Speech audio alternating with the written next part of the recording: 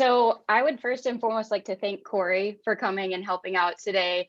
Corey is a social media expert, and so I'm really excited that this is online this year so that we can have Corey's expertise. So I work here at Tulane. I'm the director of the pathologist assistant program here, and obviously I am a pathologist assistant. So I work here at the med school, and I also sometimes work on the Uptown campus in the science and engineering school.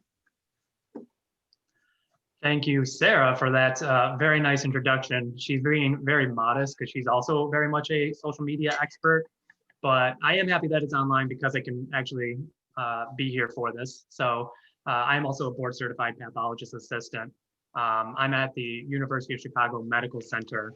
And so I just wanted to quickly talk about how I got into social media for professional use really quickly, because everybody that I know who's gotten into it is either have like a unique story or you just are hounded by a million people. And so like I originally got into social media use as like a professional use through a former resident at the University of Chicago who I just incidentally ran into at a conference. And he was telling me about how great it is to originally get onto Twitter for pathology use. And I thought it was not a good idea because that's not what I associated with Twitter. And sure enough, I did, and it just took off from there. So social media has been a great tool for me to have. So I'm excited for us to get a chance to talk to you about this today.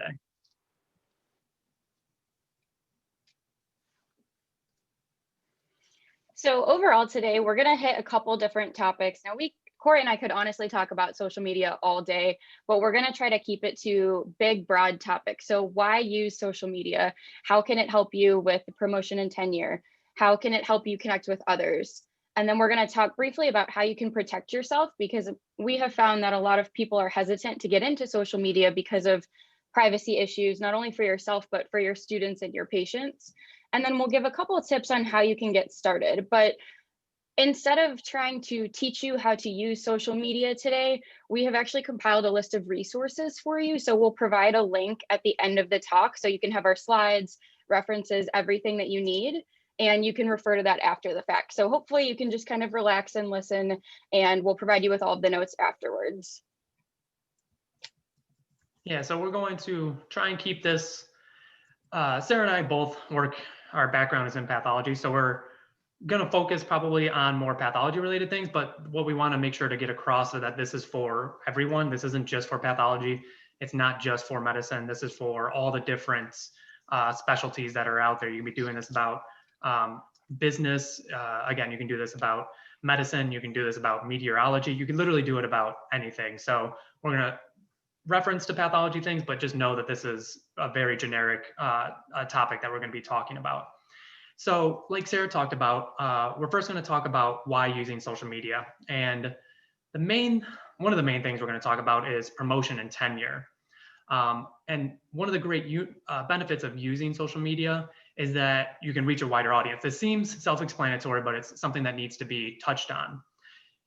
When you're teaching or when you're working, and like for us, I have residents, your scope of what you're talking about is usually confined to just them right in front of you, your students or your residents. But with social media, you can expand that scope to everyone in the country, everyone around the world. And so you don't have to limit it to just your students. The benefit is that most of your students are already using social media. I was already using social media before I got into it professionally. And so I was already aware how to use Twitter and Instagram and Facebook, but it just made it a little bit easier to make that transition over. And a great thing is that if you are teaching or if you have residents and you're working, a lot of what you're already talking about, you already have resources for. You already have the content available, you just need to share it. So I know that's a common issue that a lot of people run into and that they're worried about, is that this is going to take a lot of time. It's going to take a lot of time to make new PowerPoints, make new talks, make new content resources for my students. But if you're already doing it anyway, you already have it. Like I know I already have basically a folder on my computer at work full of things that when a pathologist or a resident has a question, I can just show it to them because I have it saved. So it doesn't take too much extra work because you should hopefully already have that work done for your students or for whoever it is that you're working for. a great thing about social media is that it gives you that national and international recognition. You're not just stuck with the people that are in front of you. So I want to talk about, for example, this over here on the right-hand side. This is a graphic from this company called Simpler. I'm probably not saying that name correctly, but anyways, what it is a company that takes social media content and can narrow it down for you and just give you a great like infographic. And so what you have here is related to the ASCP 2019 hashtag, specifically just the hashtag. The 3 columns on the left you can pay attention to if you want, but it just like who's basically using the hashtag the most essentially. But the number I really want to focus on is that number up in the right-hand corner, the 7.799, basically the 7.8 million impressions. For people who are not used to using Twitter and don't know what impressions are how many times somebody has seen that hashtag ASCP 2019. It doesn't mean that they had to like the post. It doesn't mean they had to comment on it or share it. Just how many times that literally has come across somebody's feed. And this little infographic is based on a 1-month period. And it's around the ASCP 2019 conference. So ASCP is the American Society of Clinical Pathology. They have an annual conference along with other miscellaneous conferences. And it was in the end of September. So they started tracking beginning of August to the very last day of the conference, September 12th. And what they tracked was literally just the hashtag ASCP 2019, how people were using it in different tweets and sharing it and things like that. And the pathology conference, the ASCP conference, is a big conference, but it's not a huge conference. In 2019, there were about 1,500 people that went to the ASCP 2019 conference. It's a good number. Don't get me wrong, that's a very good number, but it's not a huge number. But just for 1 month following this ASCP 2019 hashtag, this was seen 7.8 million times. If you stop and think about that, that is an astronomical number for a 1 month tracking, for one hashtag, for one conference, and literally just on Twitter. This isn't Instagram, this isn't Facebook, this is literally just from Twitter that it's tracking this information, and it's seen by 7.8, not necessarily seen by 7.8 million people, but it's come across people's feeds 7.8 million times. So that's really, again, going back to the national and international recognition, where social media can really come in handy because of the reach that you can have. And so having something like that for just one platform to reach 7.8 million people is just, it's crazy to think about. And then the last thing I'm going to talk about on this slide is the fact that it can bring attention to your program. And what I'm actually going to use is Tulane as an example. So Sarah Gardner started the Tulane Pathologist Assistant Program. I knew about it through social media when she was starting it. I've known about it through all the different steps that have been going on through social media. Now, you compare that to a different program. There's one that's opening at the University of Texas Medical Branch. I literally had no idea it was happening until somebody just randomly mentioned it in a conversation like a couple months ago. But if that person didn't mention it, I would literally have no idea that they were applying to get accreditation through our accrediting agency's NACLs. But I knew about Tulane's because of social media use. So using social media for reaching that wider audience is really, really helpful for all these different facts. And it might seem simple and straightforward, but I thought it would be helpful to give you this little infographic to actually show you the reach that something like that can have.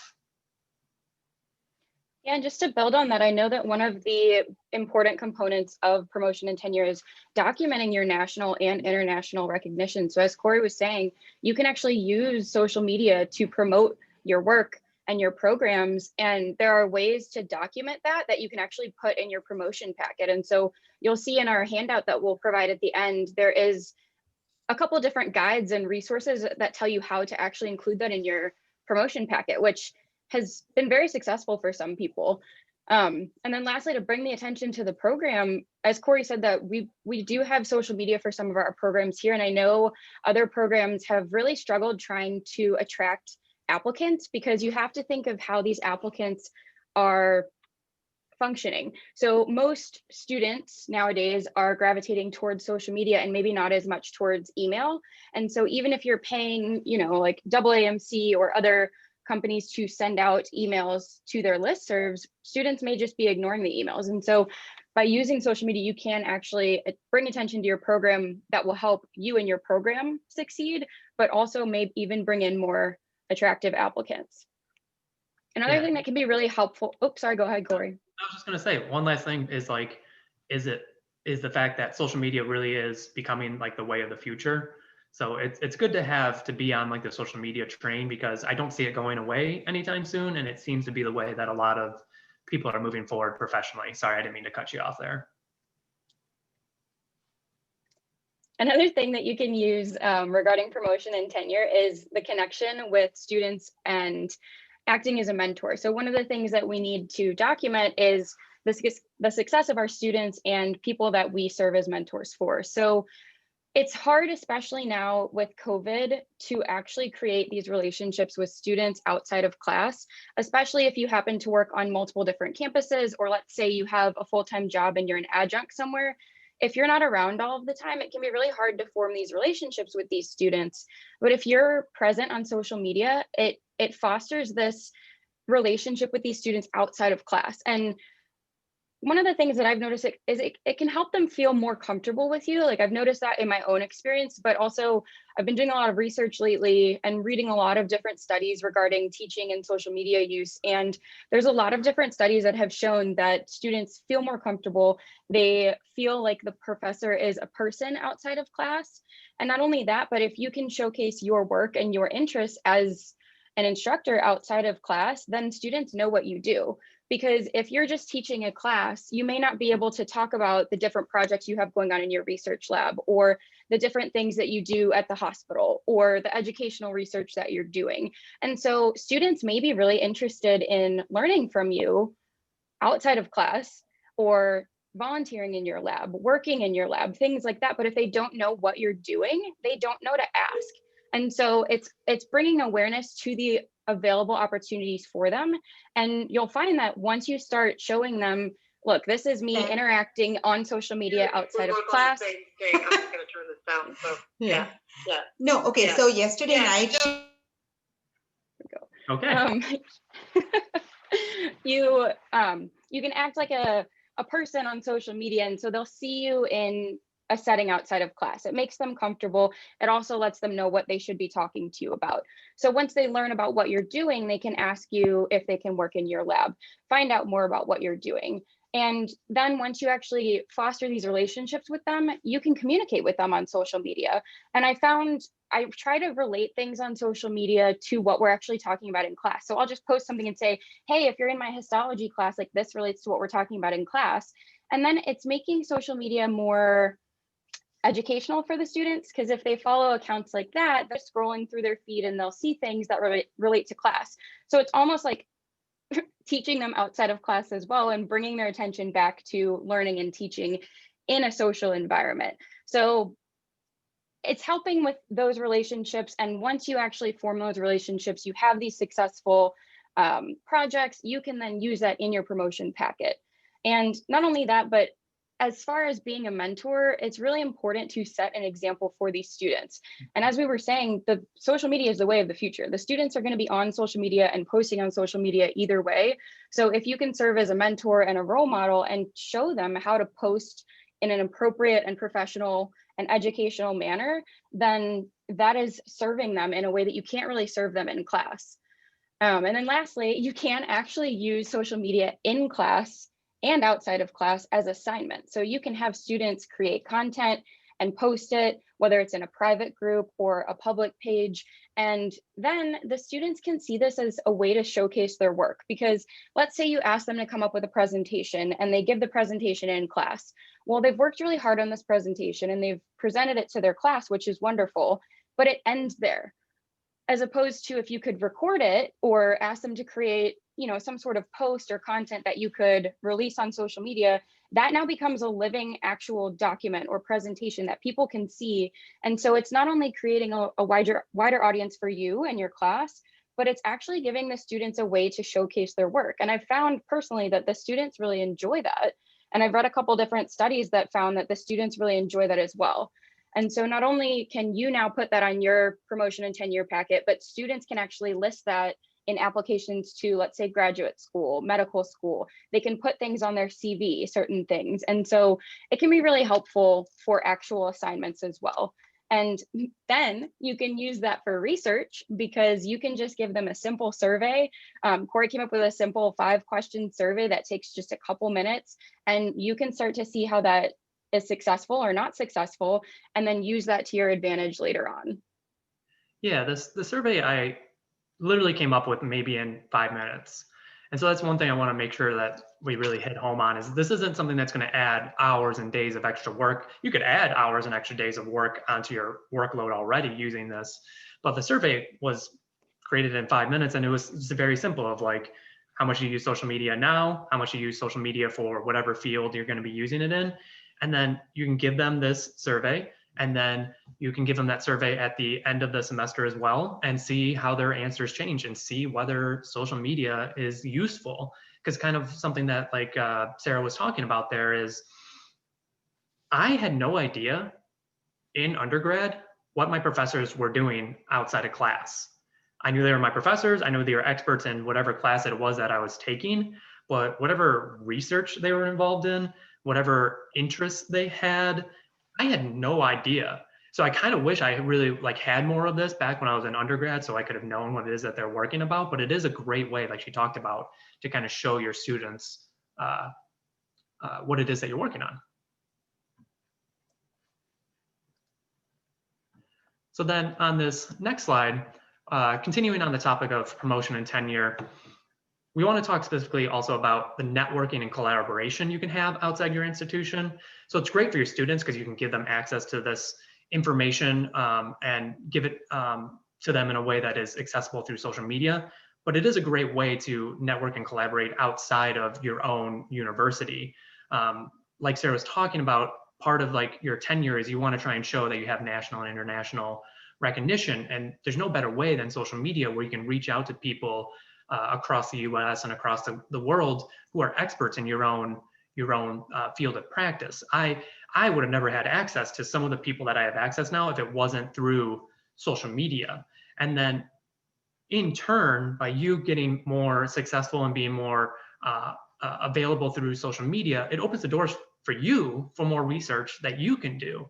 So for me and Sarah, we've used social media for a while now, and it's opened doors for our own awards that we've gotten. So we've been on the ASCP, the American Society of Clinical Pathology, their 40 under 40 list.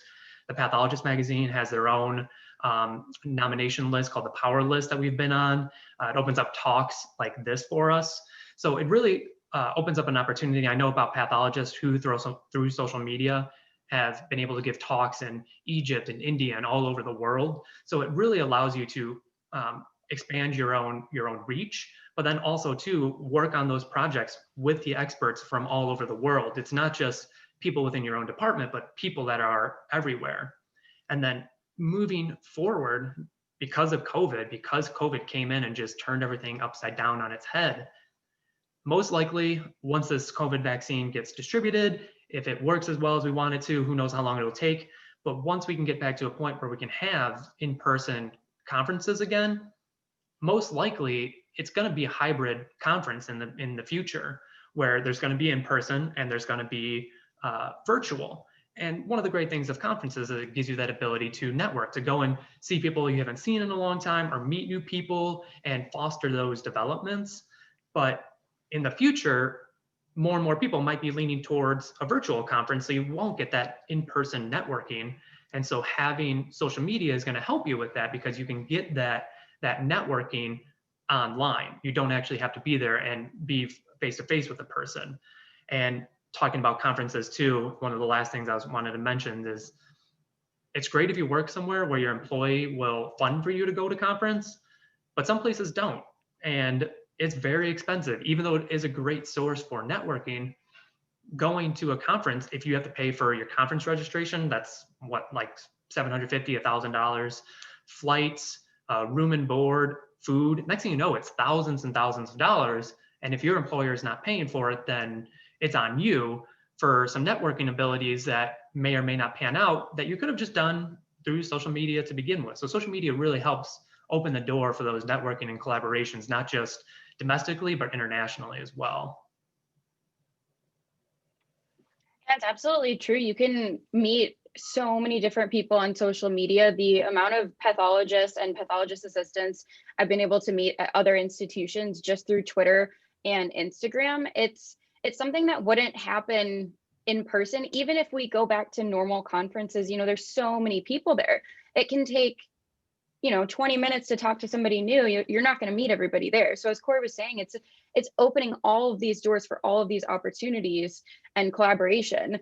And I remember one time on Instagram, I got a message from a medical student in India, and he said, I'm in charge of one of our clubs and we can have guest lectures. Like, do you want to come to India and present a lecture?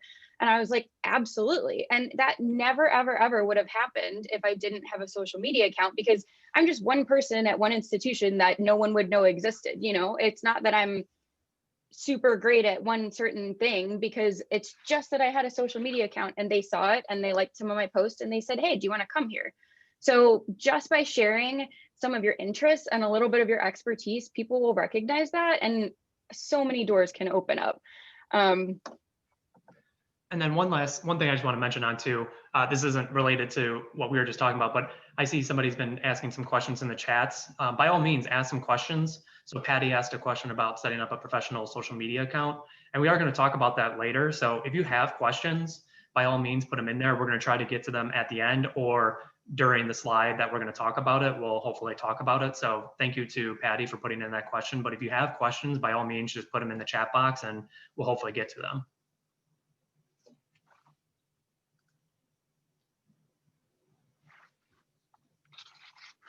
Another thing that can be really useful with social media in particular is the flexibility that you can have in what you're actually sharing. So there's different apps, and I think, Patty, one of your questions is kind of related to this. There's different apps that are going to have different ways that you can post. So for example, Instagram is very visual, like the focus is mainly pictures and videos, whereas Twitter, you can still post pictures and videos, but the focus is more so on the words. And so you can really create things according to what you think is going to be most helpful or what your personal preference is, or you can create something that works for all of the different apps. And so it can be really helpful to have something outside of something like Canvas or Blackboard or just typical lecture format, because you can create a simple infographic, kind of like you would do for a PowerPoint slide, and share that as a picture on Instagram. And that can replace, a 20-minute lecture on something. You can create different polls and quizzes, and you can even use those results for subsequent research projects or creating more content later on. If you ask for feedback, you can figure out what your content needs to be more educational or more useful for your followers. You can create just full-on lecture videos. Like, let's say now that we're always on Zoom for a lot of things, you can just record your Zoom session, save that video, post it on YouTube. You can then use that for subsequent classes. And so a lot of institutions are moving more towards like a flipped classroom approach, where you can have the student watch the video or interact with the content ahead of time, and then you can use class time to actually discuss content. And so I've been doing that in some of my classes, and the students seem to really like it, because you can provide these videos or other content to them ahead of time. They can use those on their own time. Then when you're actually interacting with them, you get to actually talk about the material. You don't have to just stand up at the front of the room and lecture for an hour, because they have come and they already know what you're going to talk about. So you can create, I guess, anything with your own creative mind. And that can probably sound very overwhelming, because it is, but we will give you some tips on different apps that you can use. And as Corey mentioned, like this, you can spend 5 minutes on this, or you can spend hours on this. So I know that it may seem overwhelming at first, but some of these are actually very easy and quick, and the impact of them can go a really long way. So once you create this content, you can use it repeatedly, and you can even use it as part of the student's grade, which can be really helpful to save you time. Yeah, and like anything else, anytime you try something new, in the beginning, it takes a while. So it might be like, I remember when I first started, I really like using Twitter a lot. When I first started using Twitter, it was really awkward. Like it's you got to get used to like the layouts and like, how do I do this? How do I do that? But after you you dive into it for a little bit, it just becomes like anything else. If you use Facebook a lot, it becomes like Facebook. You don't even think about what you're doing. Your mind just like naturally does it. So there are great platforms, and I know that's a big issue that I've heard some people, because like I talk about Twitter a lot because I like Twitter a lot. Twitter, you're limited to 280 characters, and sometimes people have a lot more to say than 280 characters. I know I generally have a lot more, which is why I like it, because I can just talk forever. So having something that like tells me to shut up a little bit and like limit what I'm saying is really, really nice. But yeah, there are great ones, and we'll talk about some of those different apps later on. That is why I'm not as active on Twitter, because I don't like the word limit. You would post something, it would be like 10 tweets in a row. People would be like, oh God, here we go again. But it is good. It is good to practice saying less. You can say the same in less words. Yeah. Right. But as far as actually what type of content to create, something that's really useful in figuring out what works and what doesn't work is actually looking at the analytics. So you can use the analytics to analyze your content, literally, but also you can use them for promotion and tenure. Yeah. I mean, I love the analytics section. All the major social media apps out there, and I'm sure the other ones too do as well, but all the major ones have built-in analytics that you might not even know about. So like Twitter, you automatically get access to it. Instagram, you can have access to it. You just have to literally call your account like a professional account, and it's literally just clicking a button and that's it. And then you get access to it. And the analytics are phenomenal. One, for yourself, for again, if you're trying to promote yourself and receive tenure, it provides you a lot of data to back it up. It's great for research if you're trying to do any research and get published. And like using anything, it takes a little practice getting used to, but it's really, really helpful for you. So like this graphic over here on the right-hand side is one I actually took from my own Twitter analytics. And I thought this would be a perfect example of what it is that we're trying to get across here. So this is just from September. It's for a 30-day period. And if you look, you have a bar graph, and it's broken up into 4 sections, essentially. The first 2 to like 2.5, 3 bar sections, there's not too many bars because I essentially wasn't very active in the beginning of September. I don't know why, but then during the second half-ish of September, I was a lot more busy. You can see that there's a lot more that I'm doing on there with posts and getting impressions and things like that. So I wanted to show this because if you see here, it says your tweets earned 59.4, we'll round up to 60 to be an even number, had 60,000 impressions. And again, impressions are how many times people are seeing information that I'm putting out there across their timeline. It doesn't mean they have to like it, a comment, and a share on it, but they just see it. For basically half a month, I had 60,000 impressions. I don't have too many followers on Twitter. I have 2,000 to 3,000 followers on Twitter. That's it. This isn't coming from somebody with tens of thousands of followers. Sarah on Instagram, last I checked, had like 60,000 followers. So if you look at literally just my activity during the second half of September for one platform, it has 60,000 impressions, 60,000 times that this is coming across somebody's feed. Whether they actually pay attention to it, whether they scroll right past it, they're seeing it on their timeline. So for somebody with 2,000 to 3,000 followers, only active for half a month, having it be seen about 60,000 times is hugely beneficial. Again, for all the reasons of your own research and publications and for your tenure. And it might not seem like what you're doing is getting out there, but it is. With only 2,000 to 3,000 followers on one platform, it's getting out there. It's really helpful to have this for your own self promotion and your own tenure and for your own research and all these other things. It's absolutely amazing to have. Even if you just share a link to your most recently published article, that's not really creating new content. It's just sharing your article, and more people are going to see it if you're sharing it on social media. So it can be as simple as just check out my recent publication and then share it. And more people are going to see that. If they're not searching for your topic, they're not going to find it. So it's just it's a nice way to get your research and all of your work out there, and then be able to see who's seeing it. Because if you are preparing your promotion packet, you can actually use these analytics and show them and say, look at how many people saw my most recent work, or look at this most recent educational post that I made and look how many people used it. So it can be really helpful.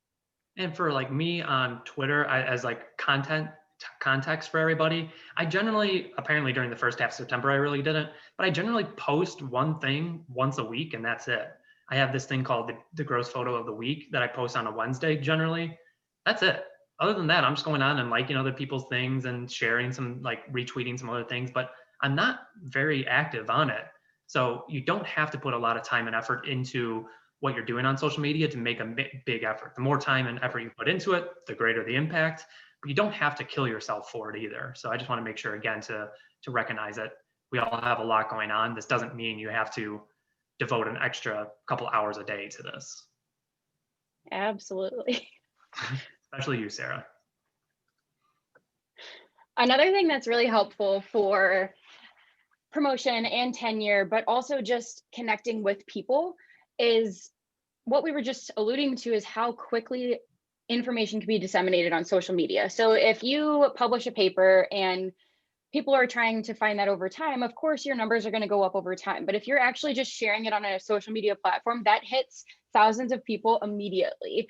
And so not only is your audience bigger with that, but you can find certain things and certain themes. So for example, COVID-19, the information that is going out, excuse me, the information that is going out about COVID-19 right now is spread so quickly. Like, think if this had happened, I don't know, even 20 years ago, the news would take so much longer to get to people and there wouldn't be nearly as much availability. So let's say the pre-publication articles that are now released regarding the pathogenesis of COVID-19 and treatments and things like that, you can get those pretty much immediately just by sharing it on Twitter or Instagram or Facebook, as opposed to waiting for that to come out in the next issue of the journal and all of that. And so not only can you reach more people more quickly, but you can find what you're looking for and then connect with people over that. So COVID-19 is an example, different political issues, things in business, science, whatever your area is,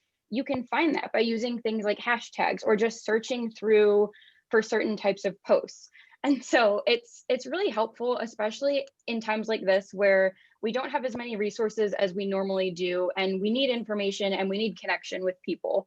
But it's also helpful just in general if you're at an institution that maybe has less resources, or times where you can't get off to go to a conference or something like that, and you still need to connect with people. So all of that can be really helpful for anybody that has less resources. And another thing that I found personally very helpful, especially during COVID-19, is connecting with other program directors. So for example, I'm the program director for the PA program here. So we have an actual Facebook group of all of the program directors for all of clinical laboratory sciences. And so not only can you connect with people that are also running similar programs, but you can share materials, you can run ideas past each other. And it's so much easier than an email chain. Because I mean, I'm sure everyone here has been on an email chain that has like 20 different people and it's impossible to follow all of them. But if you have, let's say, a Facebook post, you can comment back to just one person. You can read all of the comments very simply and easily in one post about one topic. And then you can also go back to, let's say it's a Facebook group. You can type in whatever you're searching for. Say you're looking for something on, I don't know, blood bank. You can type in blood bank and every post about that will come up. And you may find that someone last year posted a PowerPoint and said, hey, if anybody wants to use this, here's a PowerPoint on blood bank.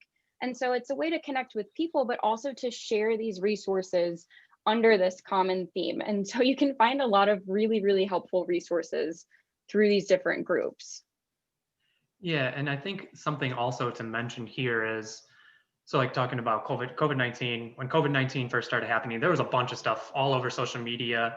You didn't know what was right, what was wrong. And so that's something I hear people talk about with social media, is that anybody can post anything, meaning they can post anything that doesn't necessarily have to be correct. They can just post what they think is correct and pawn it off as being, you know, truthful. And so I think what people need to understand is that when you post on social media, especially something like Twitter, you have an instant peer review process. The old school method, I shouldn't say old school, the traditional method of publishing has a peer review process. Twitter and social media allows for an instant peer review process. I can tell you from somebody who has posted something that has ever posts often, that people tell me I'm wrong all the time, not in like a malignant way, but they're just like, oh, hey, that's information isn't correct. Or, oh, hey, that tumor you're talking about is now referred to as this by the WHO. And so if you post something on social media, or if you see somebody post something on social media that you know is wrong, or that somebody else knows is wrong, people are going to say something. So it allows for that instant peer review process. And that's a big thing, is when there's something like COVID-19 and there's all these resources, you have to still take that initial step to make sure that what they're saying is correct and that it's not just opinion. But that's the benefit of social media, is that you have other people who are experts in their field, who are going to be experts on what they're talking about, to see that and say, no, that's not necessarily correct. Or, yeah, that is correct. Here's an additional resource. So like she was saying, there's a lot of information that you can have streamlined in one position or one place, but you still have to take that extra time to go through and follow up on all of that.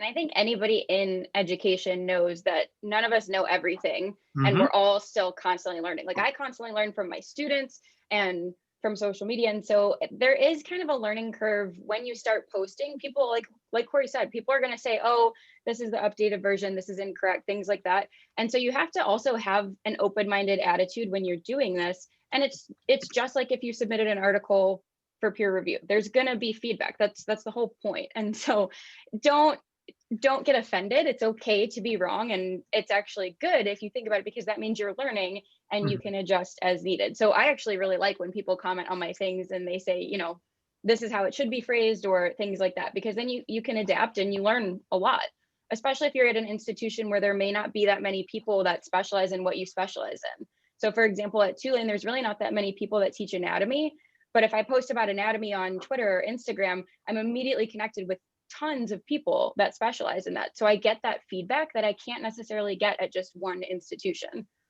Yeah, I can't emphasize what you originally said there. Be okay with making mistakes. Like nobody's an expert on everything, and you're gonna, in like a hurry, type something that is incorrect, that you know is incorrect, but you're in a hurry, so you don't really pay attention to it. Be okay with that. It's not a big deal. It's a great learning curve. It's a great ability to learn from it. So definitely, like, I can't emphasize that enough. Just be okay with making mistakes. You're not stupid. It's just mistakes happen, learn from them. All right. So we talked about some promotion and tenure. We talked about how to use social media for promotion and tenure and coming together for a central theme. So we really wanted to talk about how you protect your information that you're putting out there. So if you're able to, a great way to protect your information is through a watermark. So an example, hopefully nobody's squeamish, but there's this picture on the right-hand side of a bone tumor. So it has my little hashtag, or my little watermark there of my username, I Play With Organs. Yeah, I know it's a messed up name. And the great thing about it is, one, it helps maintain the recognition for your work, because people like to take your work and share it across multiple platforms. So hopefully it'll be a good way for it to come back to you. There are people out there that I'm sure can like remove the watermark if they try. You just have to be okay with that. Like, people are going to do whatever they can to try and pawn something off as themselves. And I put things out there knowing somebody else is going to take it and use it. But if somebody does take it and use it, hopefully the watermark stays on there and the recognition comes back for myself. But also it ensures that it's accurate, because if I didn't have a watermark on there, somebody took this photo, submitted it on a different platform and said like, hey, look at this bone tumor. This was caused by COVID. Even though this bone tumor has nothing to do with COVID, it's just a normal generic bone tumor. I won't say which kind for HIPAA, but it's a normal generic bone tumor. It has nothing to do with COVID, but somebody could easily take it, put it on a different platform and say it's COVID, and then all of a sudden that gets shared and people will be like, oh my gosh, COVID causes bone tumors, and all these like crazy accusations. But at least if hopefully they share that, they make a crazy accusation like COVID causes bone tumors. If they see the original hashtag, the username on there, they can hopefully follow it back, find the image and say, oh, hey, this actually had nothing to do with COVID. This person is just putting something out there that makes no sense whatsoever. And they can see what it is that it's actually talking about. So for those two reasons, really, really helpful with watermarking. Another good way to protect yourself is to de-identify if it's about a patient or if it's about an organization. Just, it seems pretty simple and straightforward, but just remove a lot of the information that might be able to identify somebody. And if you do have something really, really great, you don't have to necessarily post it right then and there.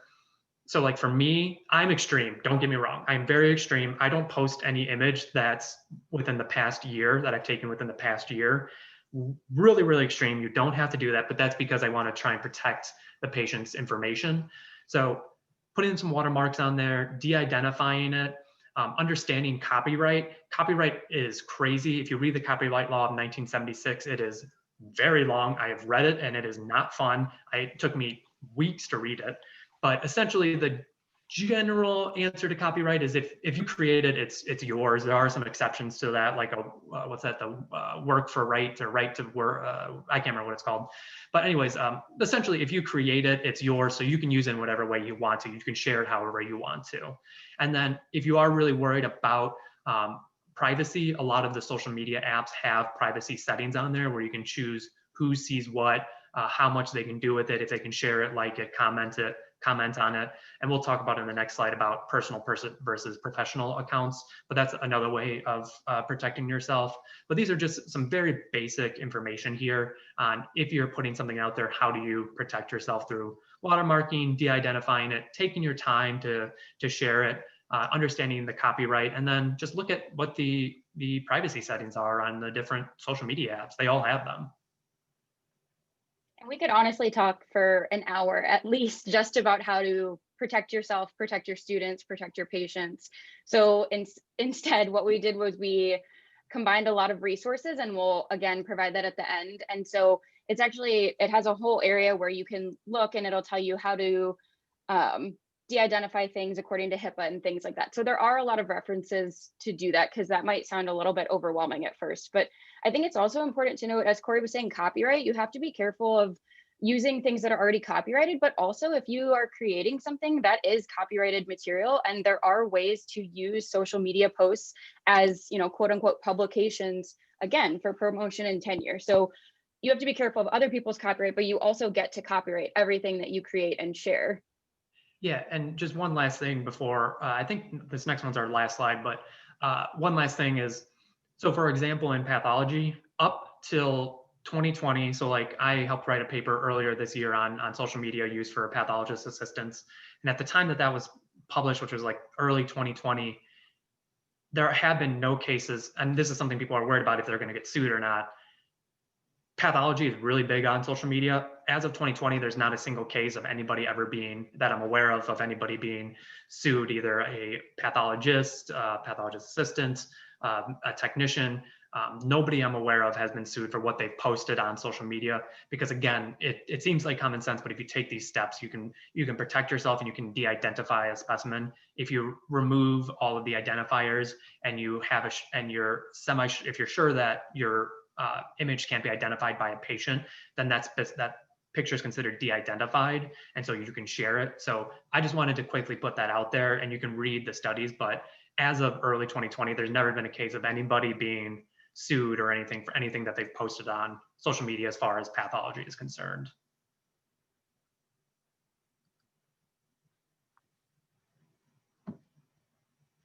Last one. So how do you do this? It is very overwhelming at first, but there's a lot of different types of social media. I know that somebody put a question in about which one to use, and a lot of it is kind of just personal preference about what exactly you want to post and what you want to get out of it.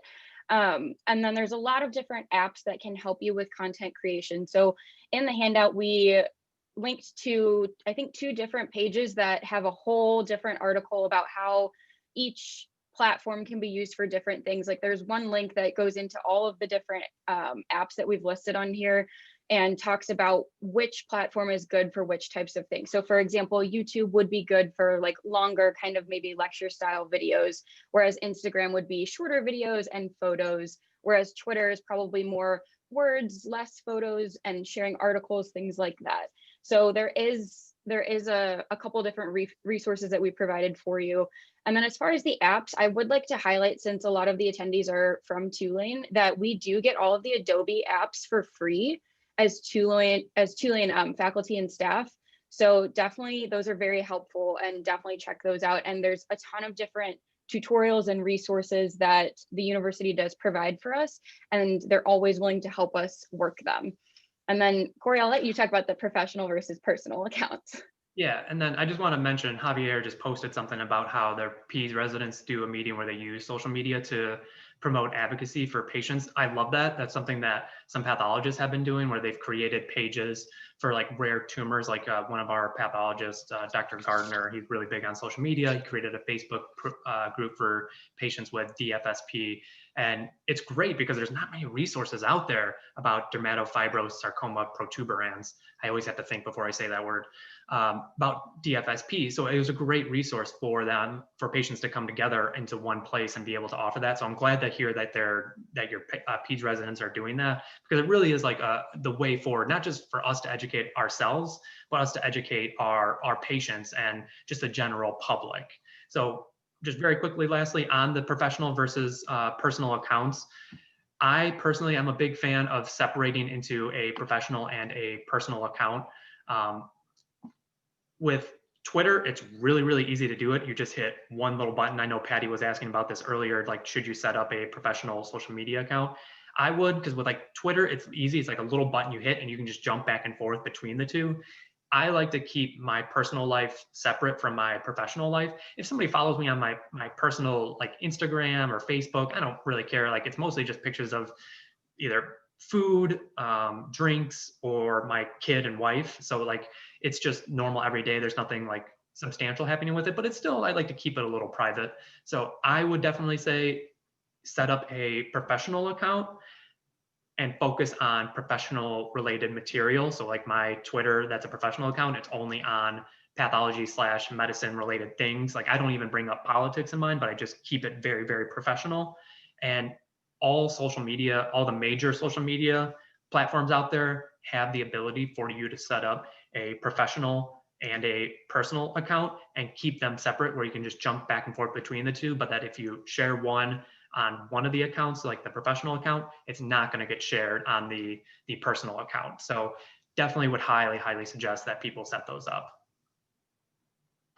Yeah, I definitely agree. I think it's really important, especially if you are going to be aiming to interact with your students, to keep your personal versus your professional. That doesn't mean you can't add some of your own personality into your professional account, but you may not want your students and the general public to be seeing your private life.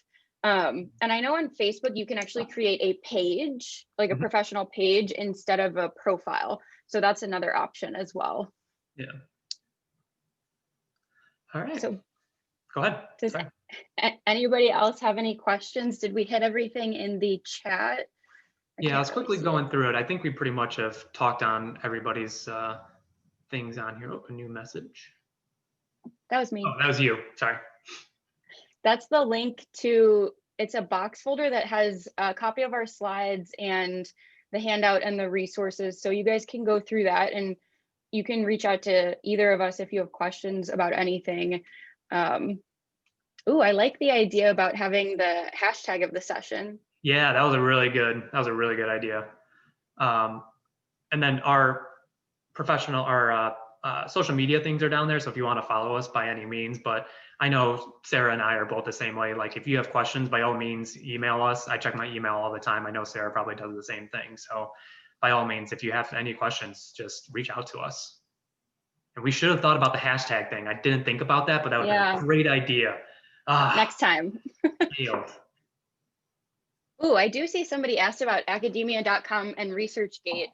Yeah. Those I think are both very helpful, but they're for different things. So like sharing on ResearchGate and academia.com are helpful, especially for publications. But again, people have to kind of be actively searching for you, or already be, I don't know if it's called friends, but connected with you on there to see what you're posting. So I think in general, you could probably reach a wider audience with some of the other social media platforms. Mm-hmm. Agreed. Yeah. So, I mean, it's just a great example of that. There's a lot out there.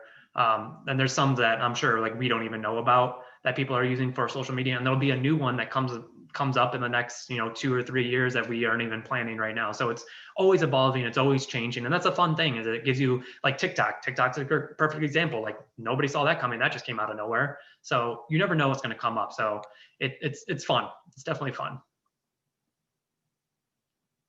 Yeah. I think that's about it. Anybody else have any other questions?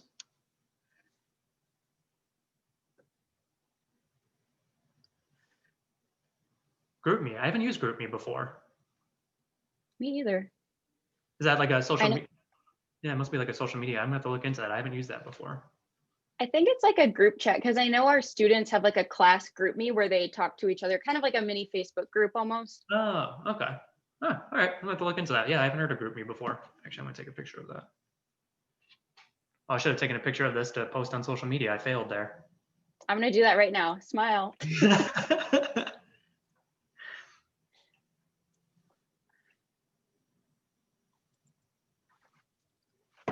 All right, cool. That was fun. Actually, let's redo it. Let's redo the whole thing again. Round 2. The picture.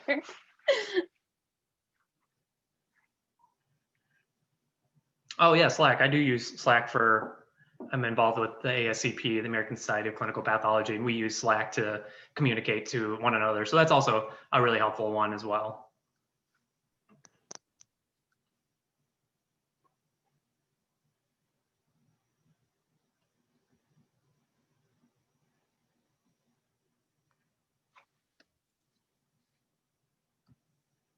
Oh, that's not what